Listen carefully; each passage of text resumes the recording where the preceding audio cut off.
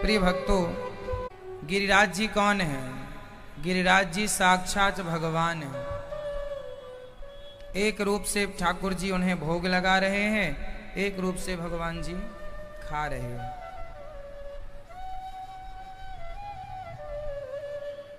गिरिराज जी के रूप में आज हम सबके मध्य भगवान श्री कृष्ण ही विद्यमान हैं।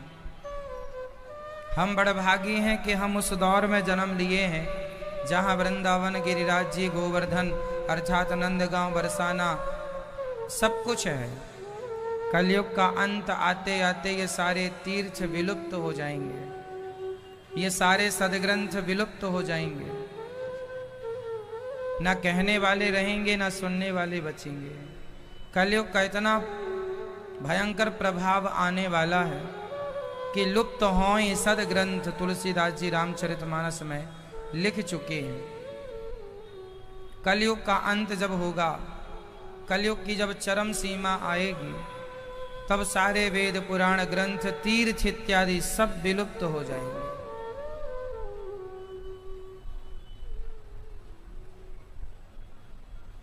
हम बड़भागी हैं कि हम उस समय पर हैं जहां कथा सुनने को मिल रही है, कथा के साथ दर्शन मिल रहा है। भगवान से यही प्रार्थना करना कि हे प्रभु, अगली बार हमें जहां जन्म देना, जहां भी जिस योनि में भेजना, अपना भक्त बनाकर ही भेजना। जेहि योनि जन्म हूं कर्म बसतः राम पद अनुराग हूं। मैं सदा भगवान का बनकर के संसार में रहना चाहता हूं। संसार का बनने के लिए मैं नहीं, मैं सदा भगवान का बनकर रहना चाहता हूं और भगवान का बनकर ही रहूं, यही मेरी कामना है। मैं ये नहीं कहता भगवान से कि प्रभु अगले बार मुझे भेजना ही मत। हम भगवान से यही कहें कि जिस योनि में आप भेजना, अपना दास बनाकर अपनी भक्ति देकर के भेजना, ताकि मैं आपको तब भी भूलूं नहीं। गिरिराज जी की शरण में जब सारे ब्रजवासी आए, भगवान से कहा प्रभु मेरी रक्षा कीजिए, इंद्र तो मूसलाधार पानी बरसा रहे हैं। भगवान ने तुरंत गिरिराज जी को अपने कनिष्ठिका पर धारण कर लिया। सब देखते रह गए। एक उंगली से पूरा पहाड़ उठा लिया। अपने भक्त के लिए भगवान पहाड़ उठाने को तैयार है। कोई भक्त भगवान की शरण में जाए तो सही, भगवान कहते हैं मैं तुम्हारे लिए पहाड़ उठाने को तैयार हूं, तुम मेरे बनो तो सही। अब भगवान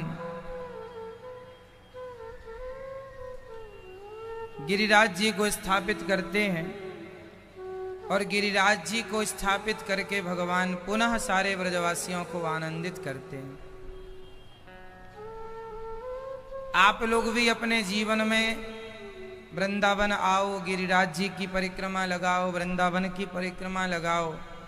कहते हैं जो वृंदावन का एक चक्कर लगा लेता है, एक चक्कर मीन्स एक परिक्रमा, जो वृंदावन का एक चक्कर लगा लेता है उसे 84 का चक्कर फिर लगाना नहीं पड़ता। इसलिए आप लोगों ने लगाई परिक्रमा वृंदावन की? जरूर लगाइएगा। आज एकादशी है, अभी नहीं लगा पाए तो शाम को लगा लीजिएगा। आज एकादशी है, आज तो परिक्रमा लगानी ही चाहिए। शाम को लगा लीजिएगा, सवेरे लगा लीजिएगा, कभी भी लगाइए वृंदावन की परिक्रमा। तो एकादशी पूर्णिमा से कोई लेना देना नहीं, कभी भी लगा सकते हैं। गिरिराज जी की परिक्रमा भी कभी भी लगाई जा सकती है। पूर्णिमा को विशेष रूप से लोग लगाते हैं। परिक्रमा लगाने का अर्थ क्या है? भगवान में सारे ब्रह्मांड हैं, भगवान में सब कुछ समाया है और वो भगवान इस धाम में आए हैं। तो यहाँ पर रहने वाले गोविंद की परिक्रमा लगा लो, धाम की परिक्रमा लगा लो, तो सारे ब्रह्मांड की परिक्रमा, पूरी पृथ्वी की परिक्रमा लगाने का पुण्य मिल जाता है।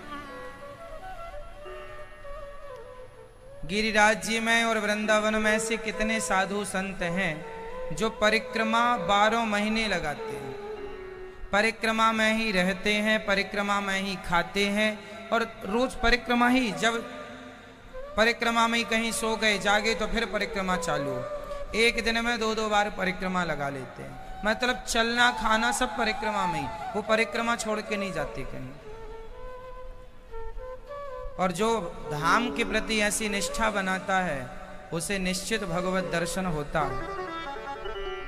यहाँ निधि वन और सेवा कुंज है, जहाँ ठाकुर जी आज भी नित्य रास रचाते हैं।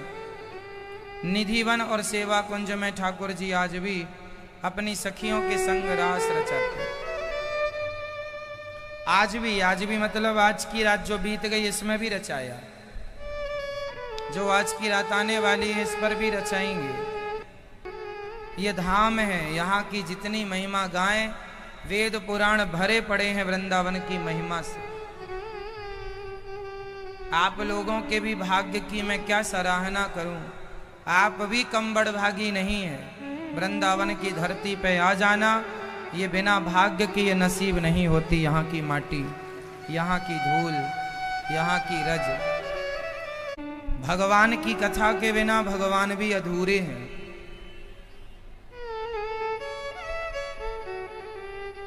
जहां राम जी होते हैं ना, जरूरी नहीं है कि वहां राम जी की कथा हो। जहां श्याम सुंदर होते हैं, जरूरी नहीं है कि वहां श्याम सुंदर की कथा हो। पर जहां कथा होती है वहां निश्चित भगवान की उपस्थिति होती है। इसलिए राम से अधिक राम कर नामा, इसलिए भगवान से अधिक भगवान के नाम की महिमा है, भगवान से अधिक भगवान के भक्तों की महिमा। भगवान से अधिक। आज भगवान यमुना के पुलिन तट पर खड़े होकर सुंदर सी बांसुरी बजा रहे हैं। सारी गोपियां अपने काम में मस्त हैं। तभी भगवान ने भगवान पिता रात्रि शरदोत्फुल्ल मल्लिका वीक्षिरन्तुं मनश्चक्रे योगमाया मुपाश्रितः। आज भगवान ने सुंदर सी रात्रि, शरद पूर्णिमा की रात्रि थी, यमुना के तट पर खड़े होकर एक पांव को दूसरे पांव पर टेढ़ा सा किया और खड़े होकर श्याम सुंदर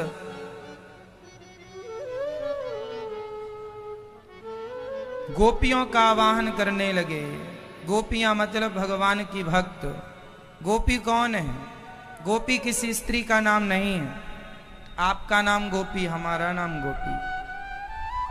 गौ मतलब इंद्रियां, गौ मतलब पी मतलब पीना। जो अपनी इच्छाओं को, जो अपनी वासनाओं को समाप्त कर चुकी हो, फिनिश कर चुकी हो, पी कर खत्म, कोई कामना नहीं। जो जिनके अंदर कोई किंचित मात्र कामना ना हो, इच्छा ना हो, केवल कृष्ण को पाने की इच्छा हो, वो गोपी हैं। और वो गोपी कोई भी हो सकता है। आप हो सकते हैं, हम हो सकते हैं। इस रास में शंकर जी भी गोपी बनकर आए, नारद जी भी गोपी बनकर आए, ध्रुव और प्रहलाद भी गोपी बनकर आए। गोपी का मतलब केवल स्त्रियों से नहीं है कि गोपियों के संग भगवान ने रास रचाया। गोपियों के संग मतलब भक्तों के संग। भक्त में स्त्री भी हो सकती है, पुरुष भी। शंकर जी भी आए ना, जिनने अपनी सारी इच्छाएं समाप्त कर दी, उनका नाम गोपी है। कोई इच्छा नहीं, कोई इच्छा नहीं है गोपियों की। गाय दो रही हैं कि बांसुरी सुनाई पड़ी, सारी गोपियों ने दोहंत्यो भी अयुकाश्चित दोहम हित्वा समुत्सुका। सारी गोपियां अपने काम में बिजी थी। सारी गोपियां अपना अपना काम कर रही थी कि बांसुरी की तान सुनाई पड़ी। सारी गोपियां जो काम जहां जैसे कर रही थी उस काम को वहीं स्थगित किया, छोड़ा और दौड़ पड़ी कृष्ण से मिलने के लिए। ये गोपियां, हम कह चुके हैं कि गोपियों के अंदर कोई कामना, इसलिए गोपियां आंखों में काजल लगा रही थी। बांसुरी सुनाई पड़ी, छोड़ दिया काजल। एक सखी गाय दोह रही थी, बांसुरी सुनाई पड़ी, गाय दूध बर्तन सब वहीं। एक सखी पति की सेवा कर रही थी, पति को छोड़ा, सास ससुर को छोड़ा। एक सखी अपने बच्चे को दूध पिला रही थी कि बच्चे को छोड़ा और दौड़ पड़ी। ये क्यों?